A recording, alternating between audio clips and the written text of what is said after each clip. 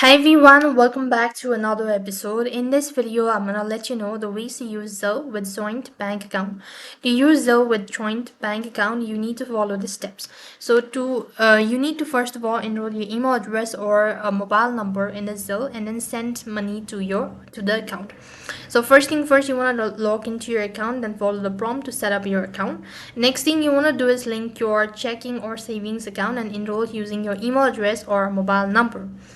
After you've done that, enter the recipient email address or the United States mobile number and the amount you want to send.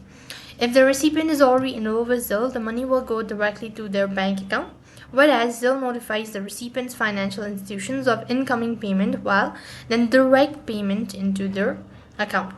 You could also go ahead and register more than one email address or mobile number with Zelle. So you could visit the widget within the digital banking, click on settings and add an email or phone number. That's all for this video. I hope the video was helpful. Make sure to like, share and subscribe to our channel. Thank you for watching. See you in the next video.